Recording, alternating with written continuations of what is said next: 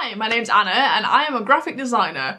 Hi Anna. Okay, you are in the wrong room. But yeah, hey guys, Anna is Random here, welcome back to my channel, where today, for the first time ever, I'm actually doing a video where I deep dive more into me as a designer. You know, when I was at university, I talked a lot about my degree and like that I was doing a graphic design degree, but I never really talked about me as a designer. It was mainly more about like student life, which by the way, Student Reform Collective is an organisation that helps students live a healthier life at university without falling into the unhealthy stereotype of all-nighters and Red Bulls and pot noodles and that kind of thing. Links in the description. Anyway, by the way, I have all my notes on Notion on my iPad here, so if I'm looking this way, I mean, this will be very well edited, won't it, future Anna? But still, if you see me looking here while I'm talking to you guys, that's why my iPad is here with all my Notion notes. So, without any further ado, let's talk about Dead Sour, which is the fictional brand made up by Abi Connick for August's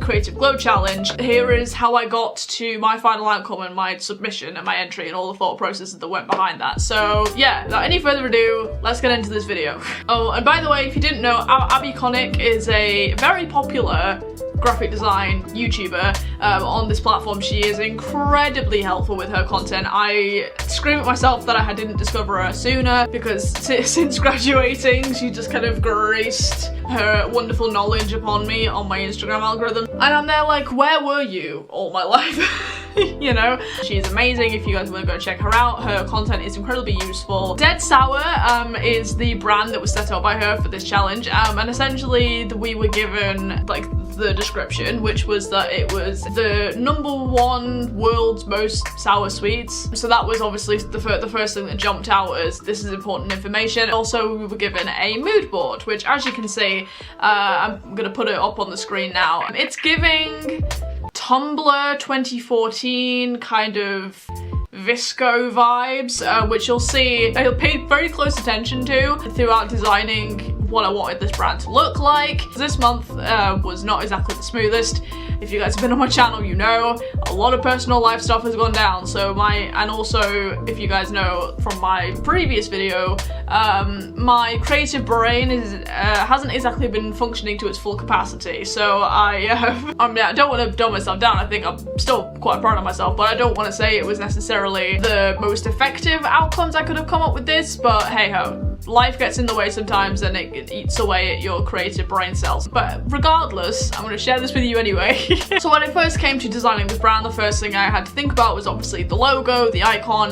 For some reason when I thought about it, and I thought about incorporating like the D and the S from the name, which we'll come on to a little bit later, for some reason the first thing I thought was the Monster High school logo. Yeah, for some reason I thought of that, because as I say, the mood board was giving not exactly sort of toxic waste vibes. It was giving very sort of YouTube challenge, but in a cute way, at least to me. So I was like, I don't want to go too sort of horror film with this or too sort of science experiment. So it stuck very much to kind of like a cutesy kind of vibe. You'll see what I mean as we go on. But yeah, so that was the first thing I thought of, because my first idea was to, okay, well, the S tipped on its side, it looks like a squiggle, so it looks kind of like a mouth, and then the D's can be very easily turned into eyes. So that's what I did. I took inspiration from that, and this is what I came up with. Bam! There's the first icon that I came up with, which incorporates all of that, as you can see. And this icon is also the first place where you see my sort of theme throughout all of this, which was to visually communicate how it feels to eat sour sweets. So as you can see, that's the first thing I started off with, was using the S as kind of the puckering mouth, and throughout this design process, as I say, that's the theme I tried to stick to. And then when it came on to designing some of the logo variations, you'll see that theme was incorporated into the final logo variation that I decided to stick to. Of course, we haven't actually talked about the colours yet. You know, you can see there's colours in there. Haven't mentioned that yet. Of course, one of the first colours I thought of when I thought of sour was green. Very sort of toxic waste, kind of chemical-y vibe. And for some reason, the first thing I thought of was green. Like a bright green and a bright pink. Those were the two colours that first came to mind. And also looking at the mood board, those were the two colours that kind of stuck out to me. It almost gave like a candy vibe to the skull, and the same with kind of the pink. It was very sort of bright, very vibrant. And as I say, I didn't really want to go too much down like the toxic waste vibe. vibe and too almost cartoony, like you would see like other sour sweet brands, because obviously I did my research into other brands that already exist, and a lot of them go with a very like black outline, very like cartoon. I wanted to do something quite different. Also, as I've said before, the mood board was giving very visco, very 2014 Tumblr, and so I didn't really want to go down the sort of kid-friendly vibe, if that's making sense. Are you sticking with me? Good. Okay. So after I settled on the icon, of course, the next thing to talk about and to decide on was the typography. Again, I wanted something that would not be too traditional in terms of like the sour sweet vibe, but would also emulate sort of the squishiness of like gummy sweets. I'd also keep it with sort of the light-hearted playfulness of the mood board, hence why I went with this font. And then I started to obviously incorporate the colours, so I had the green and pink. Originally I just had like just the pink, like it was just dead sour in that font in the pink, but then I thought, nah, that's boring. It's missing quite a lot here. So as you can see in the final product, which is right here, I replaced the A with the icon, obviously without the star thing behind it, which I thought added a really interesting and nice touch. Working with a bit of Gestalt theory, if you guys know what that is. If not, if you want a video, by the way, I did make a video on something called the Study Tube project back in lockdown in 2020. I'm gonna link that up there because it's a good video. It explains Gestalt theory very well. If you didn't know what that was already, but if you want kind of like a refresher, if you want me to make a video again on that, then by all means let me know in the comments. So once I had the A replaced with the skull, I was like, okay, this looks cool, but there's still something missing. And I was playing around with the effects and found the squeeze tool, which when applied to the text gave, again, going back to the theme of how it feels to eat sour sweets, it gave kind of that puckery sort of effect to it. It felt like that sort of like sour feeling, like that face you pull with when you've eaten something like really sour. That's what it gave. So I was like, that is it. We have nailed it, folks. This is that's what I decided to go with. I felt like it was the most effective at communicating what I wanted to communicate with this brand. So the other part of this challenge was not only the logo and the typography, but was also packaging, and not only that, but names of packaging. Now, I'm usually very good at like strap lines and copywriting and that whole thing, you know, and that's usually a skill set of mine, but as I've mentioned previously, my brain cells have not exactly been working at their top capacity at the moment. As I say, this brief did help tremendously with that. In retrospect, I probably could have come up with something a little bit more clever than what I did. I was trying to go with alliteration in terms of like the names of the packaging, so I went with acidic apple and fizzing orange, because nothing started with an O would go with orange. I googled it. Trust and believe, I used Google. Nothing came up, so I was like, you know what, we're gonna go with what we think. But anyway, you live and you learn. That's how you learn. You can't be perfect all the time, am I right? But at the same time, I think I still stuck to the sour sweet theme. You know, I didn't really go too far off, so I think that was the main thing, and I was more focused, I think, on the actual design of the packaging than the names. So let's get on to that, because that's where I really thrived a bit more. So obviously now with the names I had by two flavors, I made icons for both of these flavors, basically just incorporating the face from the skull icon and adding it to the fruit to just tie in with the logo and like the dead sour branding that I'd already got going. Thought that worked really well, but then when it came to incorporating it onto the actual packaging itself, I was met with a white rectangle that I didn't really know what to do with.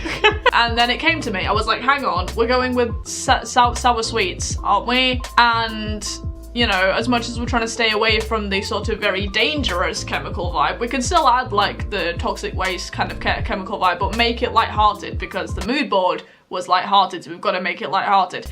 And then that's when I had the idea, oh my goodness, the icons can be bubbles coming off a massive bubbling liquid, right? So that's exactly what I did, and you can see that I did that in the final products. Here we go. These were the two mock-ups that I made for this. So yeah, as you can see, I think it worked out. I was actually very proud of myself for this, I have to admit. I tapped myself on the back going, this is a good idea. You might not be able to come up with good strap lines, but hey, you can come up with good concepts for packaging at least, so well done you. So, but as I said, I'm actually really proud of myself for what I came up with here. I think it turned out really cool. I think you can still tell like the face on the icons no matter what size they are, which is obviously very important. For like an icon or a logo, it's got to be able to be read in whatever size. So I think that came out really effectively. And yeah, as I say, as you can see, bubbling mixture from the bottom of the packet, and the icons are almost like the bubbles coming out from that. And yes, I did leave the rest of the packaging white. I did try with other background colours, but it was too much. When I already had so much detail going on with like the bubbling liquid and the bubbles with the icons and the detail in that, it was too much. So I was like, okay, we're gonna leave it white. We're gonna have some white space. I think it was really effective on the mock-up that I found, because it was like the resealable packet that I was able to have the pink strip on top being with the world's #1 most extreme sour sweets, which I always try to make sure that I'm including all the relevant information that the brief is given. You know, that's really important. Make sure you thoroughly read the brief and include everything you need to include. So I think that was a good way of including that. Thanks to the mock-up for adding that detail and allowing me to do that. That was really cool. And I think with all the white space, it's very easy on the eye and very attractive. So yeah, I think that came out really effectively. But even though I had this all down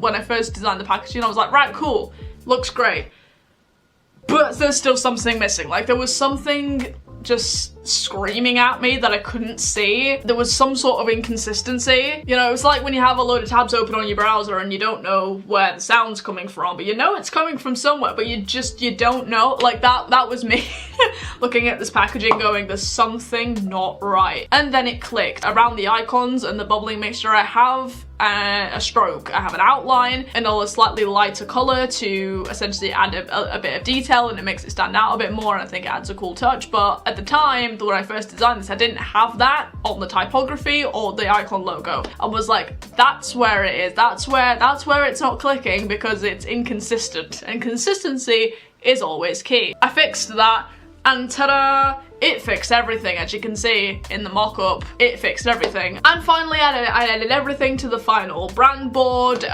I was able to do this TikTok, which turned into this reel.